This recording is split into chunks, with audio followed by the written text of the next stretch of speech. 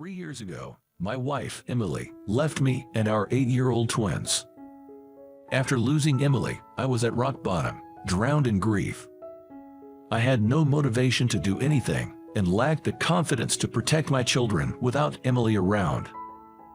There was someone who stood by us, me and my children. Without this person, I don't think I could have raised my children. But now, that person has to leave my side. I still love Emily, and I should celebrate the happiness of this benefactor. Yet, I find myself deeply confused by my own feelings. During these times, it was an unexpected group of people who gave me the push I needed. My name is Liam. I'm a 35-year-old worker at a company that sells nursing care supplies. Living with my twin daughters, who are now 11 years old and in the 5th grade. Both are girls, named Anna and Leah, who look a lot like Emily. Lately, they seem to be into romance comics and often say precocious things, but they are good kids who actively help out. Emily passed away in a traffic accident 3 years ago. Emily, who had left for her usual part-time job. On the day of the accident, I had left for work earlier, and Emily had told me see you later, as she always did. But that was the last time I would hear her voice. By the time I rushed to the hospital, Emily had already passed away. I don't remember much right after Emily's death. Although I was in shock after suddenly losing Emily, I only thought about supporting the children. While I desperately arranged for the funeral and took care of the children, days seemed to pass by. I remember clearly that the children cried a lot. At the time, the children were in the 2nd grade. They were 8 years old. They were not of an age where they didn't understand anything. I think they understood that they were saying goodbye to their mother. I hugged the crying children as long as time permitted and tried to devote as much time as possible for the children. I cooked, albeit far from matching Emily, as well. My cooking wasn't very good, but the children ate it without complaint. I think they knew they could no longer eat their mother's cooking. I wanted to be as close to the children as possible, but I also had a job. Although I had some savings and the insurance had paid out, so we weren't short of money, I couldn't lose my job as a single parent. I gave it my all to work, household chores, and parenting. I didn't want my children to be financially crippled, but I also didn't want them to feel lonely. Such thoughts kept me going. But I think I reached my limit. One day, 1 month right after Emily passed away, I fell ill. Unfortunately, at that time, I had no one whom I could easily ask for help. I grew up in a single-parent household and my father was elderly, so I couldn't ask him to take care of the children. Emily's parents, my in-laws, were dealing with my MIL's long-term illness and my Phil was supporting her, so they couldn't take care of me or my children. Feeling dizzy and ill, I was still determined to push through because I was the only one my children had.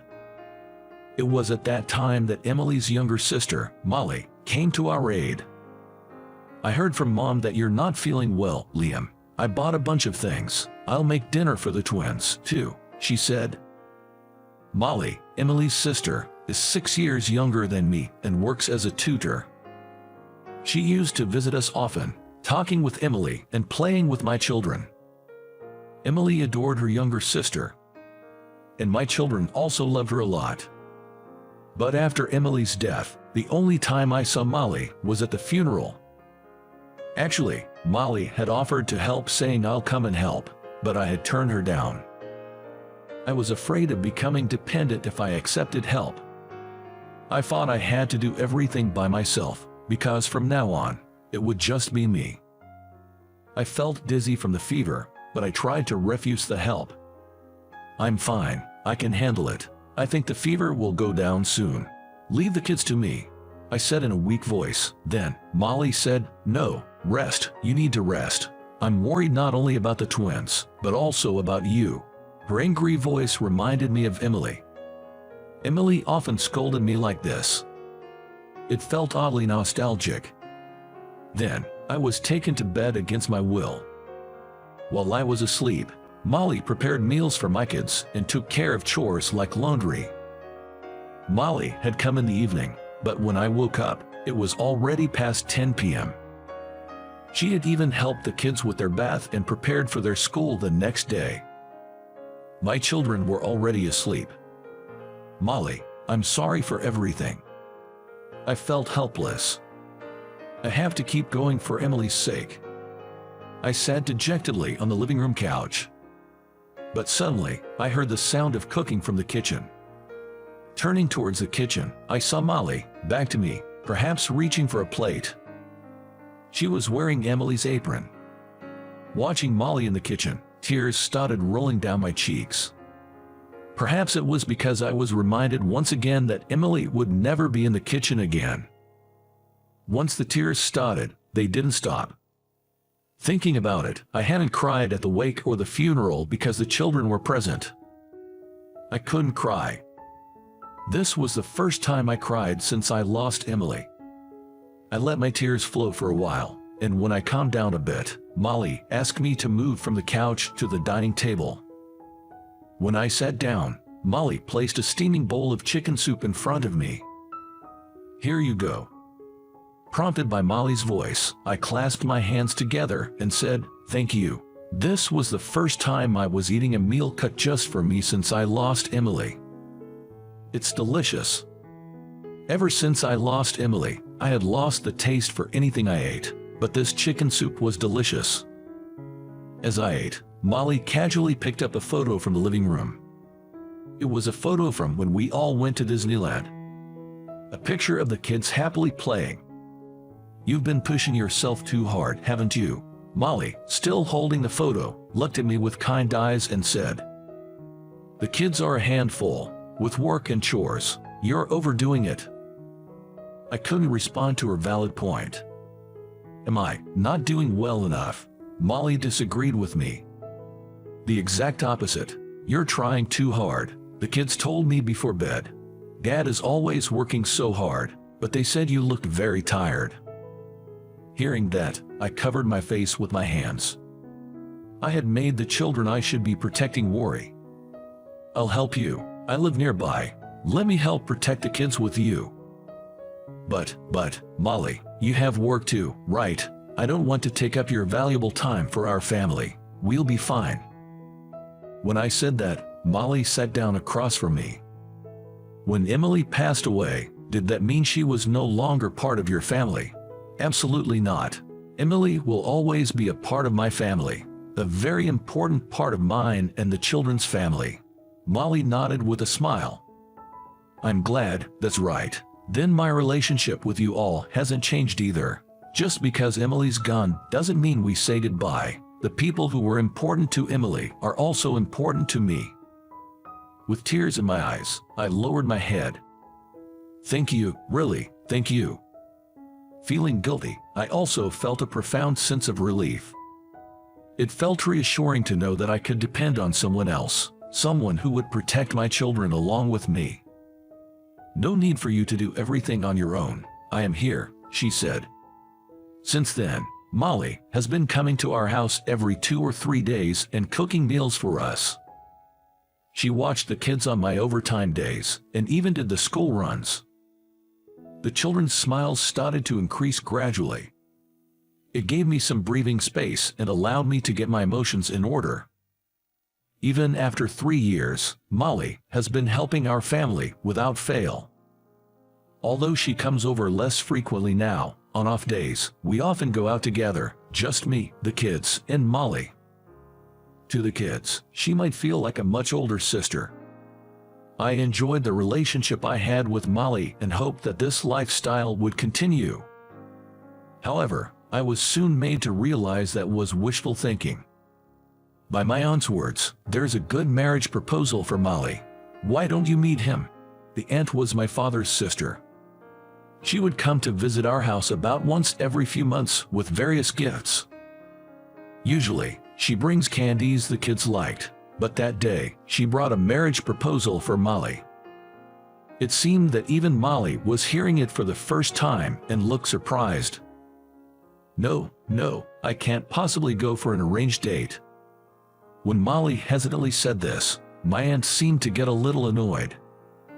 "What are you saying? You're already 29, aren't you? If you keep looking after Liam and the kids, you'll miss your chance to get married. The kids have gotten used to living as a trio, and they probably don't need you to help them out anymore, right?" I panicked. I still wanted Molly to help out at our place. It wasn't even about the housework. I just didn't want to lose the time spent with my kids and Molly. But as I was about to say that, a picture of Emily, my deceased wife, caught my eye. It made me realize something. That I felt happy spending time with another woman in the absence of Emily. Once I realized that, I felt guilty towards Emily. I could also understand what my aunt was saying. Molly was still 29. If a good opportunity comes along, she should date and perhaps start a family. If she keeps coming to our place, I'd be restricting Molly's possibilities. So, I forced a smile and said, "Molly, don't worry about us. Why don't you go for the arranged date? You might meet someone nice." But Molly was still hesitant, but my aunt pushed forward the conversation almost forcefully. "It's settled. I'll get in touch with you about the schedule." Molly was not eager, but after being persuaded strongly by me and my aunt, she seemed to have decided to give the arranged date a try. "All right, I'll give it a shot." Hearing Molly's reply, my heart ached a bit, but I pretended not to notice. My aunt has always been proactive. Molly's arranged date was set for 2 weeks later. On the day of the arranged date, I was feeling anxious in the living room of my house. Despite having sent her off myself, I couldn't help but wonder what kind of man Molly was meeting and what they were talking about. I couldn't sit still thinking about it. The ones looking at me with cold eyes were my kids, who were reading romance comics sprawled out on the sofa. "Dad, stop pacing around. Get a hold of yourself." I was taken aback by my daughter in his reprimand. Not because I was scared, but because she was just like Emily. Mom always used to say, didn't she? "Falling in love is a wonderful thing. You shouldn't lie to your own feelings." Dad, aren't you lying to your own feelings? I was flustered by the words of my daughters, Anna and Leah.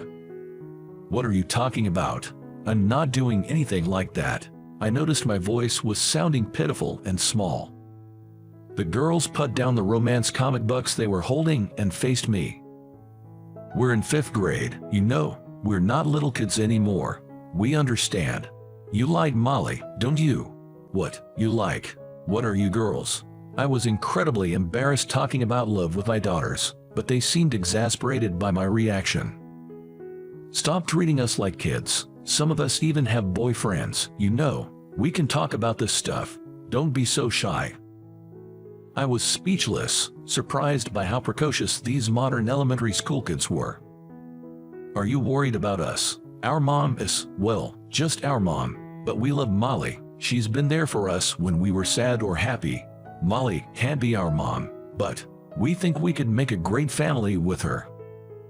Listening to their conversation, I was oddly moved. I thought they were just a sloppy kid who liked romance comics. But to think they had grown up enough to say such mature things. "You girls, you've really grown up, haven't you?" I stroked their heads. But they recoiled from my touch as if trying to escape. "We told you, stop treating us like kids." I looked at my own hand hanging awkwardly in midair and gave a wry smile. "But Dad, you should go. Your crush might get taken by someone else." "That's right. We can stay home alone for a while, okay? You don't need to rush home. Take your time on your date." I glanced briefly at Emily's portrait, remembering her smiling face. She was always the type of person who would scold me when I was being pitiful and push me forward. The kids seemed to have taken after their strong-willed mother. They say kids grow up fast, and I guess that was exactly the case. And so, pushed forward by my kids, I rushed off to the matchmaking event. During the entire conversation with my kids, one woman kept coming to mind. It was Molly. She'd made me porridge, rushed to the kids' school events, made lunches for sports day, even sewed costumes for the school performances. Molly was always there for us. I wanted her to continue to be there. There was no one else at the matchmaking venue but Molly. When she saw me, her eyes went wide. "Liam, Molly, where's your date?" Molly gave a self-deprecating laugh. I told him I had someone I liked and ended it early. Wait, let me say it. I cut Molly off. I'd been dependent on her all this time, playing ignorant while knowing our feelings for each other, scared to face her. If I kept being so pitiful, I'd get scolded by my kids again. And by Emily too. I had to be the one to talk. "Molly, I love you." Molly looked at me, her eyes on the brink of tears. Is that, as a sister-in-law? I met Molly's gaze. Seeing the tears in her eyes, I understood I had made her wait because of my cowardice. As a woman, I'm sorry for making you wait. It was pitiful. The kids scolded me. They said they think we could make a great family. I feel the same. Please stay with us. Our family. I'd fallen in love with you too, but there was a part of me that felt guilty, as if I was stealing the happiness that should have been my sister's, as if I was taking something that should have been hers. At that moment, I remembered Emily during her lifetime. It was when our family and Molly went camping together. Watching Molly playing with the kids, Emily had said something. "I've come to know the joy of being a part of a family. I hope someday a man will appear who will protect my little sister. And if my sister and the man she loves become part of our family, I think I would be happier than anything else." Now, I believe Emily must be watching over us with a smile. I chose the person because she was the one who wanted me, my children, and my precious sister to be happy first. When I told Molly about this, she laughed through her tears and nodded in agreement. Molly knows Emily's kindness just as well. "Shall we head home?" I held Molly's hand as we headed home to where the children were waiting. A few months later, Molly and I got married. Our dating period was short. We have been like family to me, so we didn't need a lengthy dating period. When we told the children we were marrying, they said, "If you make Molly cry, we won't forgive you." Molly has always been like a sister to us, but now she's family. Even if you two fight, we'll always side with Molly. Hearing these words seemed to put Molly at ease. It seemed she had been anxious about whether they would accept her marrying me. I felt the same joy. I wanted to make Molly happy, and I was grateful to realize that my children felt the same way. Time passed, and then came our first wedding anniversary. Molly gave me and the children presents. "Thank you. Can we open them?" "Of course, open them all together." Molly told us to do so with sparkling eyes, so my children and I opened the presents all at once. Mine looked like a letter. A travel voucher, perhaps, but when I opened it, there was an ultrasound photo inside. Is this, I was in complete shock. Then it seems Anna and Leah had opened their presents as well, and they let out a loud exclamation. "These are baby clothes." Wait, a baby? In Anna and Lee's hands were a baby's outfit and a bib. Both the children and I were surprised and turned to look at Molly. Molly smiled softly, touched her belly, and said, "Our family will soon be growing." The children, who had been annoyingly clamoring for a younger sibling, were overjoyed. Without even knowing the baby's gender, they were already thinking about names. Watching the two of them, I gently touched Molly's belly. "Molly, thank you so much." Molly then leaned into my ear and shared a fact. The due date, it's August 10th. In that moment, I thought of Emily. August 10th was our wedding anniversary with Emily. I think our sister is watching over this child. I nodded repeatedly to Molly's words. I still miss Emily, but I want to keep building happiness with my family. I believe this will make Emily smile too, who is up in the sky.